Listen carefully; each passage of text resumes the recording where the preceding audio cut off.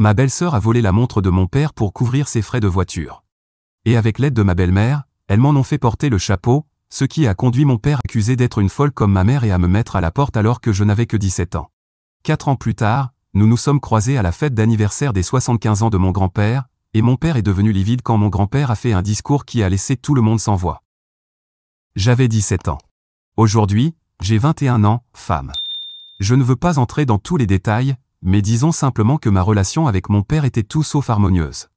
Ma belle-sœur, 20 ans, était l'enfant doré, tandis que moi, je devais toujours marcher sur des œufs autour de mon père et de ma belle-mère. Ma belle-sœur avait toujours une haine envers moi.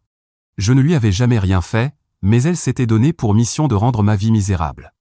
En plus de cela, sa mère approuvait tous ses actes et participait parfois elle-même à ses manigances pour me faire souffrir encore plus. Mon père refusait de s'opposer à sa femme. Par défaut, il se rangeait donc du côté de ma belle-mère et me punissait en se basant sur les mensonges qu'elle lui racontait. Au début, j'essayais de me défendre, mais j'ai vite compris que personne dans cette maison ne se souciait réellement de moi. Alors, j'ai commencé à me refermer sur moi-même et à limiter mes interactions avec eux.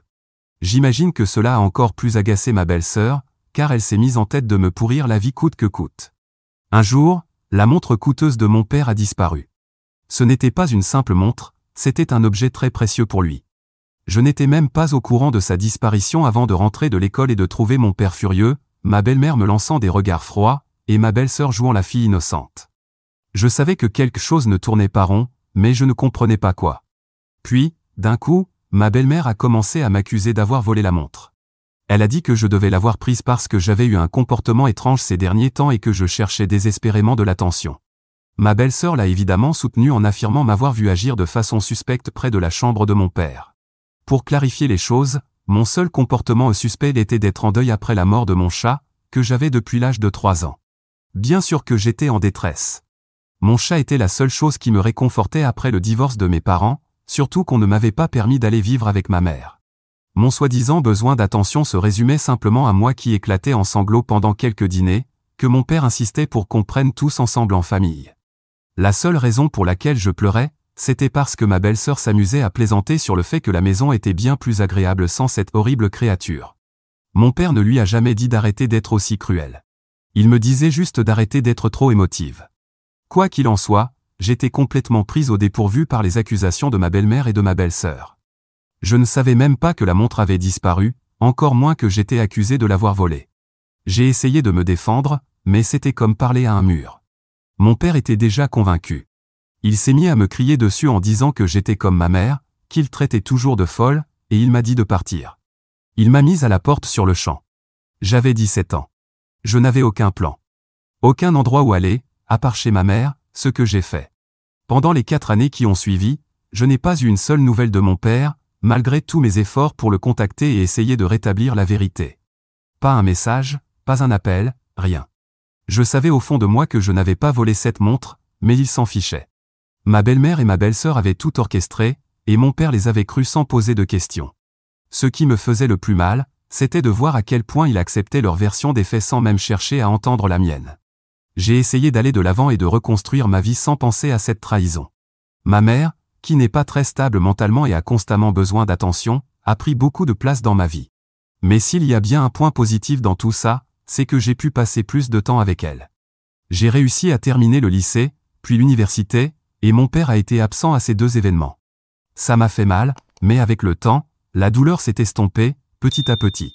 Quelques semaines plus tôt, mon grand-père fêtait ses 75 ans, et malgré tout, j'étais invité à son anniversaire dans une ferme qu'il avait louée pour l'occasion. Je ne savais pas si je voulais y aller, car je savais que mon père, ma belle-mère et ma belle-sœur seraient présents. Mais mon grand-père et moi avons toujours été proches. Il était là pour moi quand mon père m'a mise à la porte. Il vivait dans une maison de retraite, donc il ne pouvait pas m'héberger, mais il m'a beaucoup aidé financièrement. C'était aussi mon meilleur ami, et nous nous entendions à merveille. Je savais que je ne pouvais pas rater un moment aussi important pour lui.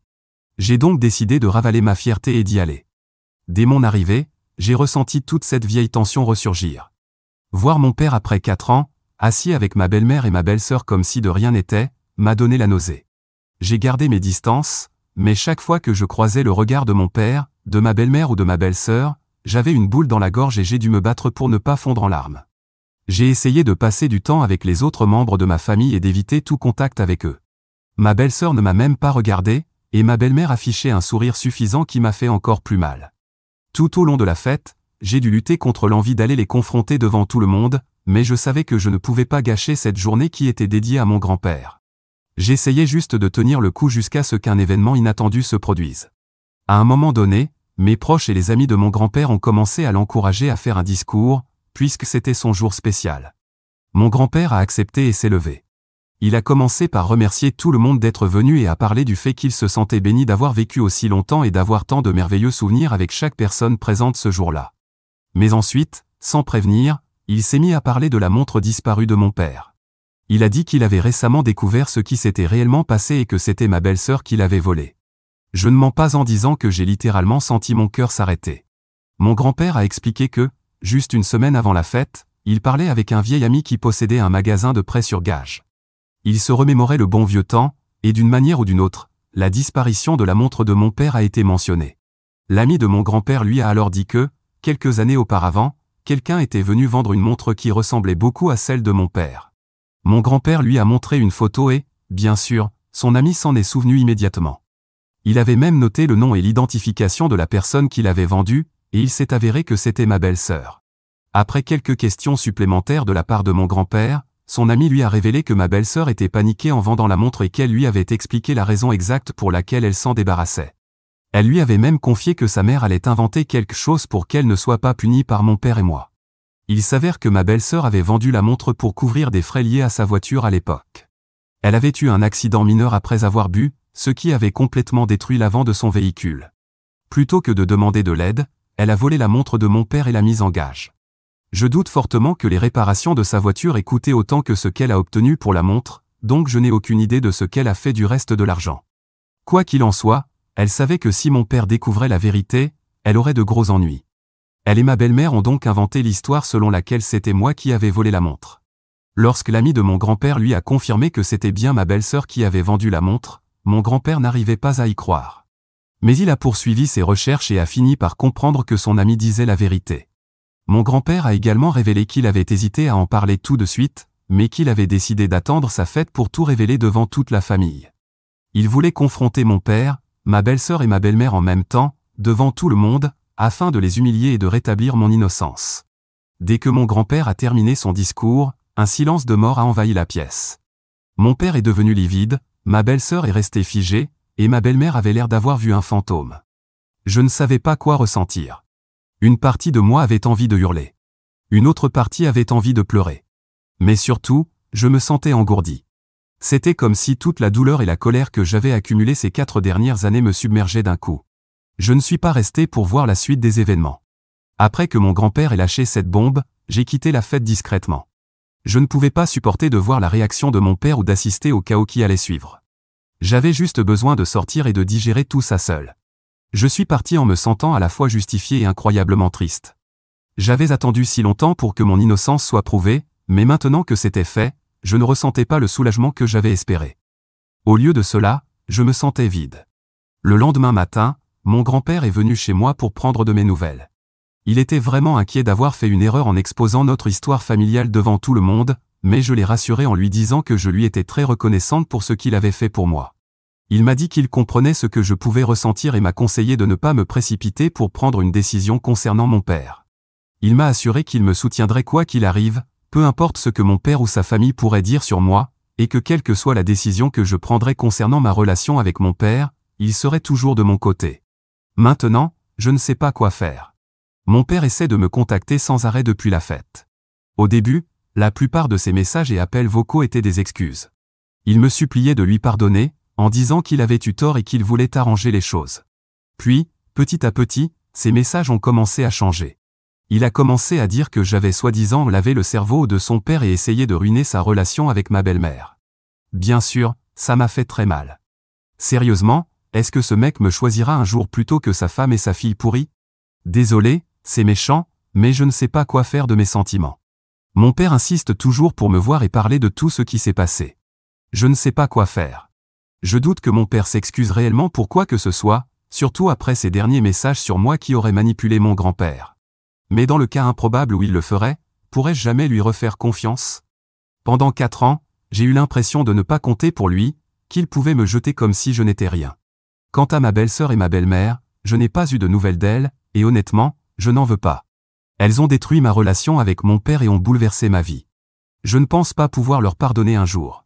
Suis-je une mauvaise personne pour ne pas vouloir voir mon père, pour ne pas lui pardonner et pour continuer à ressentir de l'amertume face à tout ce qui s'est passé? Mise à jour 1.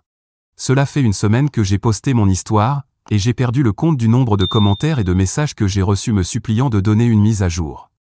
Alors la voici. Tout d'abord, merci à tous ceux qui ont commenté et qui ont éprouvé de l'empathie pour moi. Merci pour vos conseils et aussi pour vos critiques. C'est fou de voir combien de personnes se sont souciées de ce que je traversais. Beaucoup m'ont conseillé de couper les ponts avec mon père, tandis que d'autres m'ont suggéré de lui laisser une chance de s'expliquer. Finalement, j'ai décidé d'accepter de le rencontrer, même si mon instinct me hurlait de ne pas le faire. Je ne sais pas vraiment pourquoi j'ai accepté. Peut-être que je voulais avoir des réponses. Peut-être que je voulais lui donner le bénéfice du doute, même si je n'étais pas certaine qu'il le méritait. Mais au fond de moi, il y avait une petite part d'espoir qu'il montrerait enfin un vrai remords et prouverait qu'il était réellement désolé pour ce qu'il m'avait fait. Alors, je lui ai envoyé un message et j'ai accepté de le rencontrer dans un café où nous allions quand j'étais plus jeune. Je me suis dit que ce serait un terrain neutre. En entrant, je l'ai vu assis là, l'air un peu nerveux. C'était étrange de le revoir après tout ce temps, surtout après tout ce qui s'était passé à la fête de grand-père. Pendant une seconde, j'ai pensé que les choses pourraient redevenir comme avant, mais ce sentiment n'a pas duré longtemps. Il a commencé par s'excuser, disant qu'il savait qu'il avait fait une erreur et qu'il était désolé d'avoir cru ma belle-mère et ma belle-sœur. Il a parlé de combien cela avait été difficile pour lui depuis que la vérité était sortie et de la façon dont il avait l'impression d'avoir échoué en tant que père. Au début, je commençais à m'attendrir. Je me suis dit qu'il y avait peut-être une petite chance que nous puissions au moins essayer de reconstruire une relation, mais ensuite, la conversation a pris un tournant. Il s'est lancé dans une longue tirade sur la pression qu'il subissait à l'époque et sur le fait qu'il ne savait pas quoi croire. D'accord, je comprends. Mais ça n'excuse pas qu'il m'ait mise de côté pendant 4 ans. Puis, il s'est mis à m'accuser d'avoir manipulé grand-père. Il a dit qu'il n'était pas totalement convaincu que je n'avais pas, d'une manière ou d'une autre, tout orchestré pour monter grand-père contre lui et humilier sa famille devant tout le monde. J'étais tellement choqué par cette accusation que je n'ai même pas pu répondre sur le moment. Ce mec venait littéralement d'admettre qu'il ne me faisait toujours pas confiance. Je n'arrivais pas à croire ce que j'entendais. Je suis resté là, figé, essayant de comprendre comment il pouvait dire un truc pareil. Tous ces messages sur le fait qu'il voulait arranger les choses, et maintenant, il attendait que je m'excuse. À ce moment-là, j'ai compris que cette rencontre était une énorme erreur. Il n'était pas là pour s'excuser sincèrement. Il voulait juste soulager sa conscience ou me rejeter une partie de la faute. Je l'ai confronté à ce sujet et je lui ai dit que ce n'était pas juste de mettre ça sur moi. Je lui ai rappelé que c'était lui qui avait choisi de croire ma belle-sœur et ma belle-mère sans même me donner une chance de me défendre. Mais au lieu d'assumer sa responsabilité, il a insisté en disant que j'étais injuste avec lui et que ce n'était pas de sa faute, car elle, c'est-à-dire ma belle-mère et ma belle-sœur, l'avaient dupé. Il est même allé jusqu'à suggérer que je devrais peut-être leur pardonner, car, la famille, c'est la famille. C'en était trop. Je ne pouvais plus écouter ses excuses bidons. Il n'était pas désolé pour ce qu'il m'avait fait. Il était seulement désolé d'avoir été pris la main dans le sac et d'avoir été humilié devant toute la famille. Je lui ai dit que je ne voulais plus entendre parler de lui, sauf s'il était capable d'assumer réellement ses actes. Puis, je me suis levé et je suis parti. Depuis cette rencontre, je me sens bizarre. C'est le seul mot qui me vient à l'esprit. Je suis soulagé d'avoir enfin pu le confronter et de voir ses vraies couleurs, mais je suis en colère qu'il ne puisse toujours pas juste reconnaître ses torts. Il est plus préoccupé par son image auprès de la famille que par le fait de réparer notre relation. J'ai l'impression d'avoir perdu tellement de temps à espérer une sorte de clôture, seulement pour réaliser que ça n'arrivera jamais. Et pour couronner le tout, j'ai appris par l'un de mes cousins que ma belle-sœur et ma belle-mère essaient encore une fois de manipuler la situation. Elle raconte à qui veut bien les écouter que j'exagère et que je fais toute une histoire pour rien. Mon cousin m'a même dit que ma belle-sœur se vantait du fait que leur côté de la famille restait soudé et que c'était moi qui m'isolais. Je ne sais pas ce qui va se passer ensuite, mais pour l'instant, j'en ai fini avec eux. Mon père ne changera pas. Quant à ma belle-sœur et ma belle-mère, elles ont déjà causé assez de dégâts dans ma vie. Je suis juste fatigué d'être blessé par des gens censés se soucier de moi. Alors voilà où j'en suis. Je ne sais pas ce que l'avenir me réserve, mais je ne suis certainement pas pressé de pardonner qui que ce soit de sitôt. Mise à jour 2. Bon. Je n'avais pas prévu de donner une nouvelle mise à jour, mais les choses ont pris une tournure complètement folle. Je pensais en avoir fini avec tout ce drama, mais apparemment, ma famille en avait décidé autrement. Vous vous souvenez que j'ai dit que mon père, ma belle-mère et ma belle-sœur essayaient encore de manipuler la situation? Eh bien, disons que ça leur est revenu en pleine figure. Après ma rencontre avec mon père, j'ai coupé tout contact. J'en avais assez. J'ai bloqué son numéro et ignoré tous les membres de la famille qui essayaient de me faire culpabiliser pour que je lui donne une autre chance. Mais 2 semaines après notre rencontre, mon grand-père m'a appelé et m'a demandé si je pouvais venir chez lui pour parler. Je ne savais pas de quoi il s'agissait, mais puisque grand-père était le seul à m'avoir soutenu dans toute cette histoire, j'ai décidé d'y aller.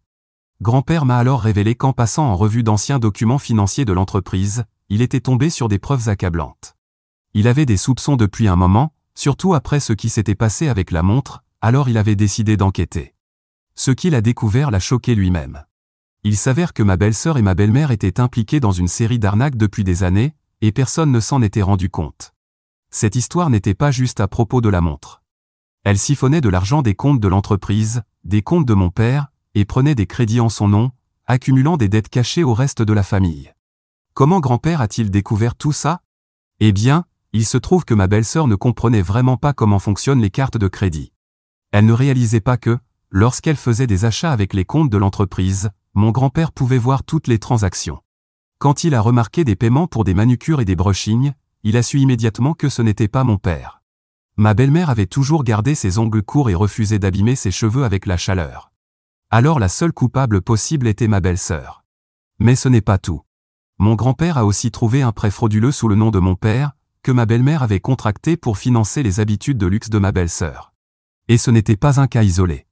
Il faisait ça depuis des années, et mon père n'avait aucune idée. Grand-père a décidé qu'il en avait assez de leurs mensonges, mais au lieu de porter plainte, il a pris les choses en main à sa manière. Il est allé directement voir son avocat et a déshérité mon père. Oui. Il l'a totalement rayé de son testament. Tout, et je veux dire absolument tout ce qui était censé revenir à mon père, ira maintenant ailleurs, y compris une belle part qui me revient. Grand-père a dit qu'en prenant le parti de ma belle-mère et de ma belle-sœur pendant toutes ces années, mon père avait prouvé qu'il n'était pas assez responsable pour gérer l'héritage familial. Non seulement ça, mais le fait qu'il m'ait mis à la porte sans nulle part où aller et qu'il ait refusé de s'excuser même après que la vérité ait éclaté a convaincu mon grand-père de ne rien lui laisser du tout. Quant à ma belle-mère et ma belle-sœur, elles sont dans une situation désastreuse. Grand-père ne s'est pas contenté de déshériter mon père. Il a aussi veillé à ce que ma belle-sœur et ma belle-mère ne puissent pas toucher un seul centime de l'argent familial. Il a fait en sorte que son avocat leur bloque l'accès à tous les fonds et actifs familiaux. Tout ce qu'elle pensait pouvoir s'approprier leur a échappé. Grand-père va même aider mon père à vendre sa maison pour éviter que ma belle-mère et ma belle-sœur ne continuent à lui soutirer de l'argent. Elles vont être complètement coupées. Mais ce n'est pas tout. Quand ma belle-mère a appris ce que grand-père avait fait, elle a complètement perdu les pédales. Et je parle d'un vrai pétage de plomb. Elle a essayé de manipuler mon père pour qu'il se batte contre grand-père, mais légalement, ils ne peuvent rien faire. Mon père est coincé, car il n'a jamais protégé ses finances et dépend désormais totalement des décisions de ma belle-mère et de ma belle-sœur. Et le pire dans tout ça? Ma belle-sœur a eu l'audace d'essayer de me contacter après tout ce qui s'était passé. J'ai reçu un message pathétique où elle me suppliait de l'aider parce qu'elle n'avait plus d'argent pour payer ses factures et maintenir son train de vie depuis que grand-père l'avait coupé. Elle a même tenté de me faire croire qu'elle ne voulait pas que ça aille aussi loin et qu'elle avait agi sous la pression de sa mère. Franchement, le fait qu'elle ose m'envoyer un message sur ses difficultés financières alors qu'elle est la raison pour laquelle j'ai fini à la rue à 17 ans m'a rendu folle. Même en me contactant, elle était incapable d'assumer la moindre responsabilité et rejetait tout sur sa mère. Je lui ai simplement répondu que c'était elle qui avait creusé sa tombe et qu'elle devait maintenant y dormir. Je n'ai absolument aucune pitié pour elle. Elle et sa mère ont ruiné ma relation avec mon père et ont essayé de détruire ma vie. Pourquoi est-ce que je devrais me soucier de ce qui leur arrive maintenant? Grand-père m'a prévenu qu'elle pourrait essayer de me faire passer pour la méchante encore une fois. Honnêtement, ça ne me surprendrait même pas. Et mon père dans tout ça? Il est en miettes. Il n'arrête pas d'appeler et d'envoyer des messages, mais je n'ai répondu qu'une seule fois. Je lui ai dit que tant qu'il ne sera pas prêt à assumer pleinement ses erreurs et à arrêter de rejeter la faute sur les autres, je ne suis pas intéressé par une relation avec lui. Je ne peux pas continuer à m'infliger ce cycle de trahison et de pardon pour être blessé encore et encore. Beaucoup de choses restent en suspens, notamment la façon dont mon père va gérer la situation. Une partie de moi se demande s'il coupera un jour définitivement les ponts avec ma belle-mère et ma belle-sœur ou s'il est trop aveuglé par leurs mensonges pour voir la vérité. On verra bien. Pour l'instant, je me concentre sur moi-même, mais quelque chose me dit que ce n'est pas encore fini. Mise à jour 3. Eh bien, nous y voilà. Je ne savais pas si j'allais donner une nouvelle mise à jour, mais tellement de choses se sont passées que je pense que c'est le bon moment pour conclure cette histoire. Si vous avez suivi mon récit, vous savez que ma vie a été une véritable montagne russe de drames familiaux. Mais je peux enfin dire que les choses s'améliorent pour moi, et pas du tout pour le reste de ma famille. Après que grand-père ait déshérité mon père et coupé ma belle-mère et ma belle-sœur de l'argent familial, tout a pris une tournure encore plus dramatique. Mon père est en chute libre financière. Grand-père ne plaisantait pas quand il disait qu'il allait vendre la maison. En fait, il ne se contentait pas d'aider mon père à la vendre, il l'y forçait. Voyez-vous, techniquement, c'est grand-père qui possède la maison. Mon père n'y vivait que sous un arrangement financier spécial que mon grand-père contrôlait. Donc, quand mon grand-père a coupé les vivres, la maison dans laquelle mon père vivait ne lui appartenait plus. Grand-père a donné une dernière chance à mon père en lui disant qu'il pourrait rester à condition de mettre ma belle-mère et ma belle-sœur à la porte. Bien sûr, mon père n'a pas eu le courage de tourner le dos à la femme qui a ruiné sa vie, alors grand-père a décidé de lui retirer son toit. En une semaine, la maison était sur le marché et ils avaient 30 jours pour partir. Autant dire que ma belle-mère n'a pas du tout apprécié la nouvelle. Elle a complètement craqué. Et quand je dis craquer, je parle d'une vraie crise de nerfs en public. Elle a hurlé sur les agents immobiliers, menacé mon grand-père avec des avocats, ce qui est hilarant, car son propre avocat lui a dit qu'elle n'avait aucune chance de gagner, et elle a même essayé de manipuler mon père pour qu'il se batte contre la décision. Le comble ? Ma belle-sœur a tenté de convaincre mon père de vendre certaines de ses affaires personnelles juste pour qu'elle puisse continuer à payer son prêt automobile. Parfois, je me dis que j'ai échappé à un sacré désastre en n'ayant pas grandi sous l'influence de mon père. Sinon, j'aurais peut-être fini aussi gâté et sans gêne que ma belle-sœur. Quant à ma belle-mère et ma belle-sœur, elles ont eu beaucoup de mal à s'adapter à leur nouvelle vie. Sans surprise, une fois coupée de l'argent familial, ma belle-sœur a perdu tout accès au luxe auquel elle était si habituée. Plus de virées shopping luxueuses ni de voyages hors de prix. Tout a disparu, et honnêtement, une partie de moi en est ravie. Je pense qu'elle avait désespérément besoin d'un retour à la réalité, et celui-ci était parfait. Et vous vous souvenez qu'elle m'avait demandé de l'aide ? Eh bien, je n'ai plus eu de nouvelles d'elle depuis que je l'ai envoyée balader dans ma dernière mise à jour. J'imagine qu'elle est trop occupée à essayer de comprendre comment survivre sans vivre au crochet de mon père et de mon grand-père. Malheureusement pour mon père, ma belle-mère a tenté un dernier coup désespéré. Elle a demandé le divorce. Oui, la femme pour qui mon père avait tout sacrifié s'est retournée contre lui. Qui aurait pu le prévoir, hein ? Eh bien, elle a compris que maintenant que mon père était pratiquement ruiné, il n'y avait plus aucun intérêt à rester avec lui. Elle espérait sûrement obtenir un beau pactole grâce au divorce, mais malheureusement pour elle, il n'y avait plus rien à prendre. Grand-père avait veillé à ce que tous les biens lui échappent, donc elle se retrouve maintenant sans rien. Je ne peux pas dire que ça me surprend. Elle n'a toujours été là que pour l'argent, et une fois qu'il n'y en avait plus, elle s'est enfuie. Quant à mon père, je ne lui ai pas reparlé depuis que je lui ai dit que je ne voulais pas de relation avec lui tant qu'il ne prendrait pas l'entière responsabilité de ses actes. Et honnêtement, je pense que ça va rester comme ça un bon moment. Il vit encore dans le déni, s'accrochant à l'idée que c'est d'une manière ou d'une autre ma faute ou celle de mon grand-père si tout s'est effondré. Il refuse de voir comment il s'est laissé manipuler par ma belle-mère et ma belle-sœur. Tant qu'il ne reconnaîtra pas son rôle dans toute cette histoire, je ne vois pas comment on pourrait reconstruire quoi que ce soit entre nous. C'est triste, mais j'ai fait la paix avec ça. Mon grand-père, en revanche, va très bien. Il a été un véritable pilier pour moi tout au long de cette épreuve, et nous sommes encore plus proches maintenant que toute la vérité a éclaté. Nous avons beaucoup parlé de l'avenir, et il a clairement exprimé son souhait de s'assurer que je sois bien pris en charge, surtout après tout ce que j'ai traversé. Alors voilà, je suppose que c'est la fin de cette saga. Mon père, ma belle-mère et ma belle-sœur font enfin face aux conséquences de leurs actes, et moi, je vais de l'avant. Je suis dans une bien meilleure situation aujourd'hui, aussi bien financièrement qu'émotionnellement, et je n'ai aucune intention de les laisser me tirer vers le bas à nouveau. Ça a été une sacrée aventure, mais je suis fier de là où j'en suis aujourd'hui. Merci à chaque personne qui a pris le temps de me laisser un commentaire et de me soutenir.